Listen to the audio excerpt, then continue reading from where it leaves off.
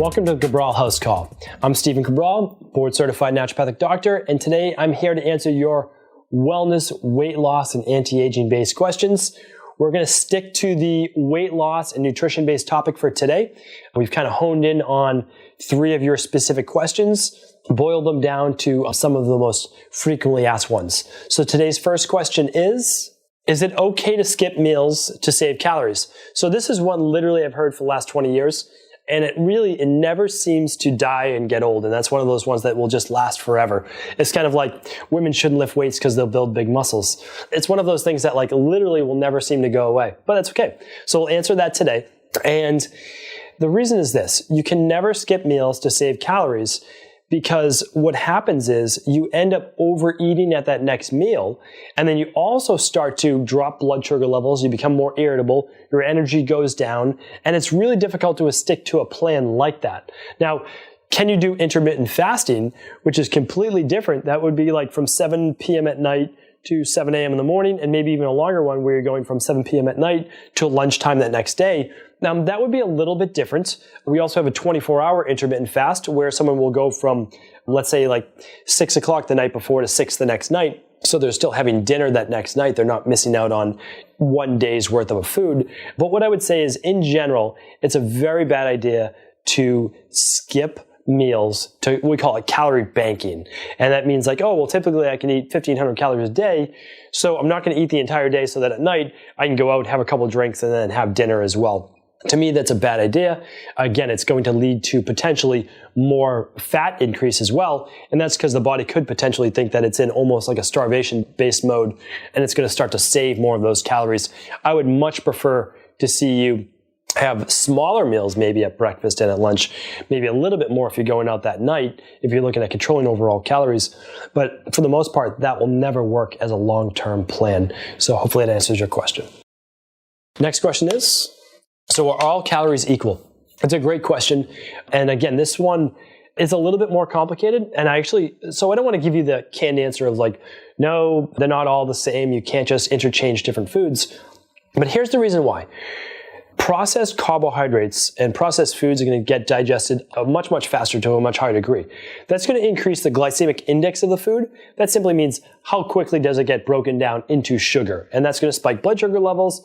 When blood sugar levels go up, insulin levels are going to rise. When that happens, your ability to burn body fat is going to drop down lower. So what I would also like to say is there's something called the thermogenic effect of food. And that means that carbohydrates and fats, they're going to burn up around, it's give or take, but they're going to burn up around 6 calories for every 100 calories consumed, which means let's just say you take in 100 calories of fat or a carbohydrate, you're going to be able to, again, this isn't an exact breakdown, your body will see about 94 of those or so, okay? But if you take in protein, let's just say like chicken, your body's only going to see about 70 of those. So it goes from 94 to about 70 from carbohydrates and fat to protein. And that's because the thermogenic effect, or the body's increased energy output to break down protein, is higher.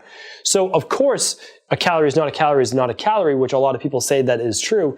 But there's a huge difference between having chicken and broccoli with a little bit of olive oil on it versus having pasta with tomato sauce and other stuff mixed in. There's just a huge difference in terms of how your body actually sees those foods. So one of the best examples is 100 calories of soda versus 100 calories of chicken and broccoli. They're both exactly the same, but you try drinking 1,500 calories of soda versus 1,500 calories of good quality protein, vegetables, carbohydrates, and fat. Your body will look completely different. And so that's why no matter what you see of just counting calories and I know there's a lot of prepackaged meals now and prepackaged snacks, but that will never be the answer, and they will not help you lose weight because they're processed and they will spike your blood sugar and they will mess with your hormone levels and they will not feed your body what it needs in terms of nutrition, which is a totally different story completely that we won't get into right now. So a calorie is most certainly not a calorie, and you should not even be necessarily counting calories at all. That's a way down the line thing if you need to do it. You should be just strictly focused on whole foods, good nutritious foods. Hopefully that answers your question. So what time of the day is best to have carbohydrates? Really great question, because this does actually matter. Now, it matters more so if you're an ectomorph, a mesomorph, or an endomorph, or Vata, Pitta, and Kapha, depending on whose language you're speaking. That just means body types. So the ectomorph is obviously going to burn more calories, burn more sugar, burn more during the day. And that's just because they're kind of the thinner joints, always moving, kind of always anxious or stressed or whatever it might be, body type. But it does go for everyone. And so this is how I look at it is, if you're trying to lose weight, your carbohydrates should first be taken down to a very low level and then eased back into your diet. And why would you do that? Well, the science is very simple because we're doing it uniquely to you. And what I practice is basically personalized medicine and personalized weight loss and all of those things. And so we need to find out what specifically works for you. So if we take them down first, and then we can gradually increase them back over a period of weeks, we can say, is your threshold 50 carbohydrates, 100 carbohydrates, 150, 200 grams, as we're talking grams per day, what works for you? And then also what I would say is if you're trying to lose weight, but you still need your carbohydrates for energy, for mood, for all of those things, what I would say is have them in the morning for breakfast, a small serving, and then also have them after your workout. Those are the two best times of the day to have those carbohydrates, with probably the best time really being after your workout to replenish the sugars and glucose that you have burned.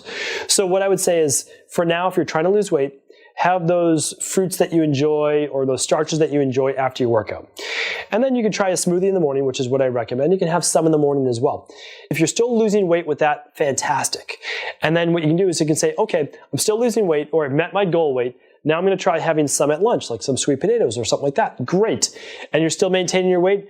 Then you might say, okay, now let me try some at dinner. But dinner is going to be the very last time you would ever think to add in carbohydrates, unless it was a cheat meal. And you can do that, of course.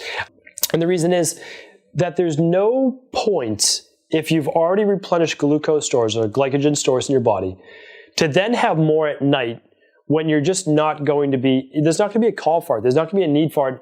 And in my opinion, I haven't seen it work out great for clients. And I don't think that you would want to spike or potentially spike glucose or blood sugar levels at night when there's no chance you're going to bring them down as well with moving during the day or exercise. So hopefully those answered your questions today. Love all the questions you've been asking. Please continue to submit them and I will continue answering them.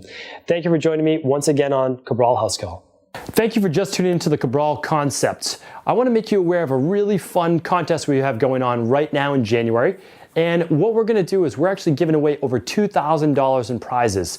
This is amazing stuff. This is all things that people use in my own Boston practice, and it's completely free to enter. All you have to do is simply download, subscribe, and review this podcast. Just, give it, hopefully, 5 stars or as many stars as you can give it, right on iTunes. Very, very simple. To get the full details, simply go to cabralpodcast.com.